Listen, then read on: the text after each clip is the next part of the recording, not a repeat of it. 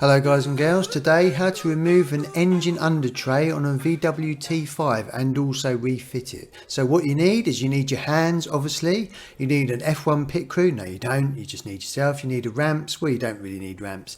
But what I do is I just drive it up onto these wooden blocks, which is a lot easier and probably safer than a jack.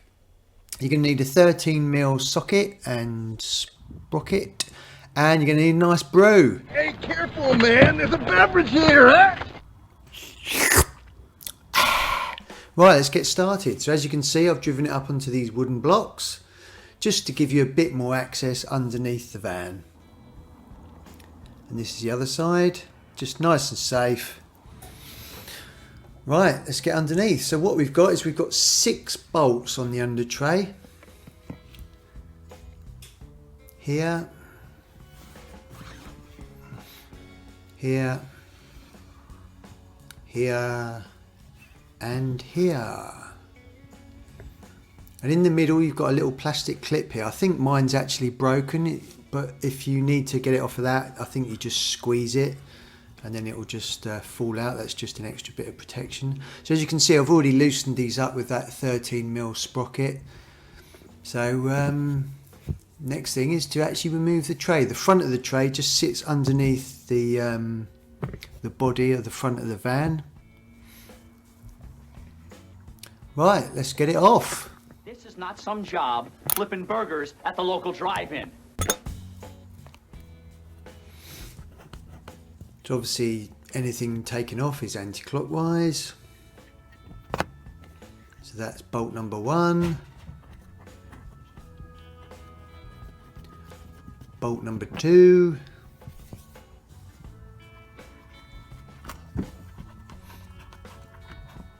Usain bolt number 3.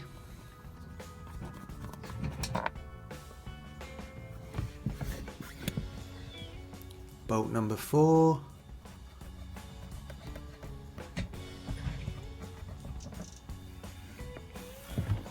Bolt number 5, if I'm counting correctly.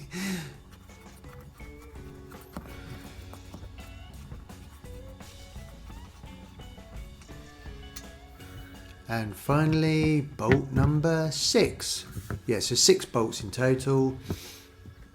Once you've loosened them with the 13mm sprocket, then just do it with your hands a lot quicker. And then just give this little squeeze, a plastic clip at the back. And the under tray should just pull backwards away from the front and then just fall down. As you can see here, I'm actually lying underneath the van. And just give it a quick push and plop. There she blows. And there is the under tray. Mine's got a little bit of oil in it because we had a crankshaft oil pulley seal go, which I've just had replaced. So this is underneath the engine, just to give you a quick show around, just to show you what's there.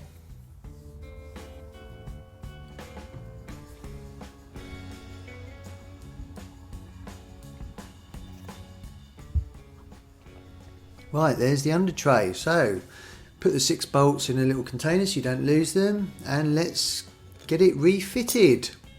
So do whatever you're going to do, and then obviously this is refitting it. So just slide it back underneath.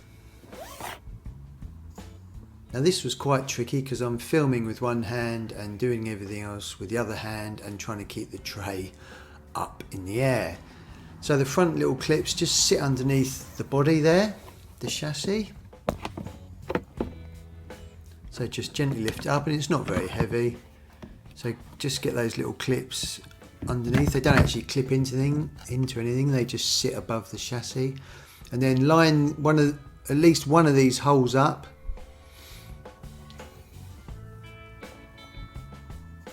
And do that by laying directly underneath it and then just actually seeing the thread. So we can see there that one's perfectly lined up. So just while you're there, just get a bolt in there quickly. And I recommend always use your hands to start with, because you can see this one's not quite going in, so I'm obviously cross-threading it. If you do that with a sprocket or a spanner, you're going to do some serious damage to that thread. So always do it with your fingers to get it started. There we go. So that's That's a lot better. So do that for all of the other 6 bolts. Do those by hand, get them as far in as possible, and then right at the end you can just tighten them up with the sprocket. So hold it up with your knee just to stop it all falling. Get another bolt in somewhere else.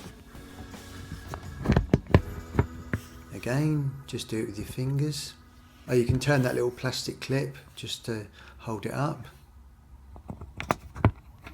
So once you've got at least 2 lined up, then all of them should then line up.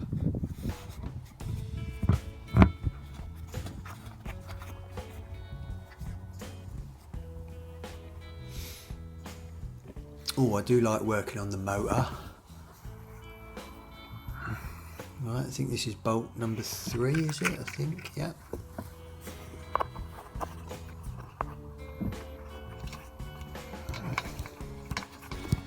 It's really important to have this engine under tray on, because obviously when you're doing fast speeds, anything that flicks up could hit the engine. Obviously the belts are exposed, so it just is a good bit of protection.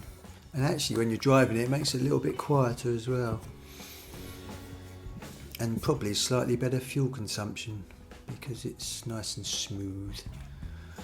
Right, so we've got all the bolts in now, and the front's all nicely tucked underneath the chassis.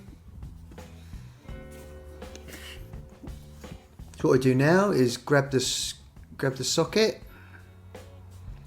and get all those 6 bolts tightened up. So it's looking good. Looking good.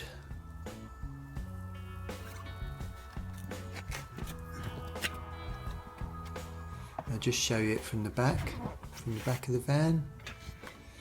Well, back middle.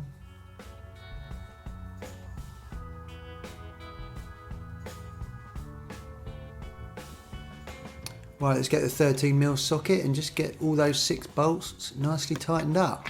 Don't overly over tighten them, just do it so it's, you know, reasonably tight.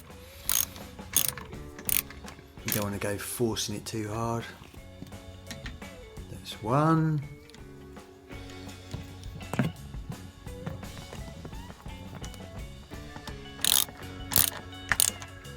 There's 2.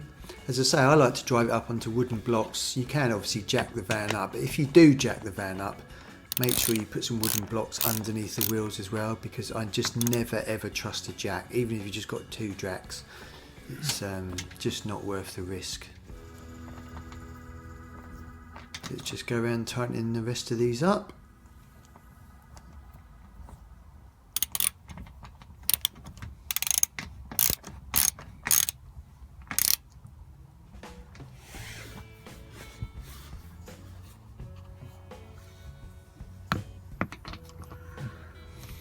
I think this is the last one, is it? Or the 5th one? I'm not counting at the moment.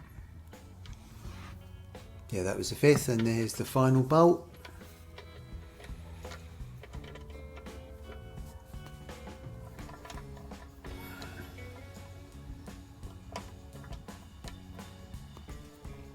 And there it goes. Lovely jubbly.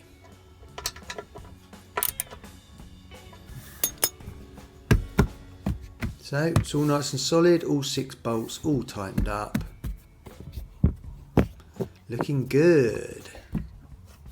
So fairly simple job. Well, actually not fairly simple, very simple.